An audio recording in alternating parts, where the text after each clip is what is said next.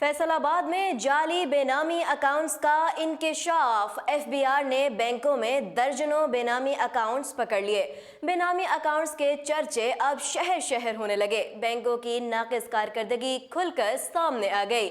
इसमें कोई शबा नहीं रहा कि जो बैंक किसी अकाउंट को खोलने के लिए इंतहाई एहतियात का दावा करते हैं, मगर बेनामी अकाउंट्स ने उनके दावे की हंडिया बीच चौराहे में फोड़ दी। नाजरीन, कराची लाहौर के बाद फैसलाबाद की भी बेनामी अकाउंट्स में बारी आ गई।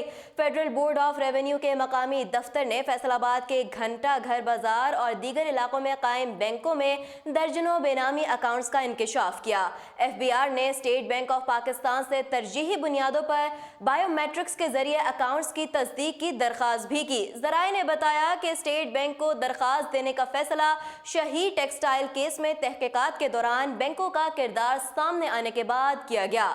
14 मार्च को FBI ने 20 से ज्यादा अफराद के खिलाफ टैक्स चोरी का मुकदमा दर्ज किया था, जिसमें 2 बैंक मैनेजर्स भी शामिल थे। FBI ने 21 करोड़ 20 लाख रुपए के टैक्स फ्रॉड के इल्जाम में 9 मुश्तबा मुल्जिमान को भी गिरफ्तार किया था। तफ्तीश के दौरान ये इंकशाफ सामने आया कि बेनामी अकाउंट्स मोहम्मद वसीम, यासिर मकबूल, मोहम्मद उस्मान और बाबर अली के नाम से निजी बैंकों की शनाख्तों में भवाना बाजार, लियाकत टाउन, अब्दुल्लापुर, गुलबर्ग कॉलोनी, कारखाना बाजार, पीपल्स कॉलोनी और सोतर मंडी में खोले गए थे। ये अकाउंट सप्लायर्स को सेल्स टैक्स एक्ट 1990 की सेक्शन 73 की तामील दिखाने की सहूलत फराहम करने के लिए इस्तेमाल हुए। जराये के मुताबिक बेनामी अकाउंट्स के जरिए करोड़ों रुपए के कारोबार का तरीका क्लॉक टावर के बाजारों में नया नहीं है, जिसे इस जिला का तिजारती मरकज समझा जाता है, जो पाकिस्तान का टेक्सटाइल दारुल हुकूमत कहलाता है।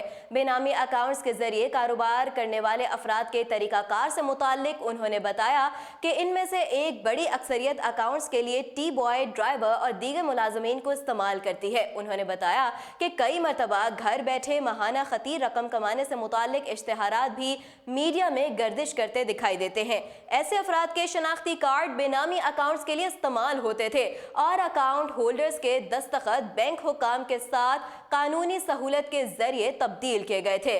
स्टेट बैंक को लिखे गए खत में FBI ने कहा कि डायरेक्टर ऑफ इंटेलिजेंस और इन्वेस्टिगेशन फैसलाबाद की जानिब से इस तरह की कार्रवाइयों में 1 दर्जन से जायद बैंक अकाउंट्स ऐसे पाए गए जो सेल्स एक्ट 1990 के सेक्शन 73 के तामील जाहिर करने के लिए इस्तेमाल किए जा रहे हैं। खत में कहा गया कि इनमें से अक्सर अकाउंट्स टैक्स फ्रॉड के लिए इस्तेमाल किए जा रहे हैं, जो क्लॉक टावर के इलाके में 8 बाजारों में कायम मुख्तलिफ बैंकों में मौजूद है। FBI ने स्टेट बैंक ऑफ पाकिस्तान से बायोमेट्रिक तस्दीक से मुताल्लिक हिदायत जारी करने की दरख्वास्त की। टैक्स फ्रॉड से मुताल्लिक तहकीकात करने वाले एक ओहदेदार ने बताया कि लोगों को आगाही देने की जरूरत है कि शनाख्ती कार्ड, चेकबुक और FBI की जानिब से जारी किया गया लॉगिन पासवर्ड को कैसे महफूज रखा जाए। यही टैक्स फ्रॉड के बुनियादी हथियार हैं। उन्होंने कहा कि FBI को लाजमी एक ऐसा तरीकाकार मुतारिफ करवाना चाहिए जिसके तहत किसी फर्द या इदारे को दूसरी मरतबा एक ही नाम से रजिस्टर करवाने की इजाज़त ना हो।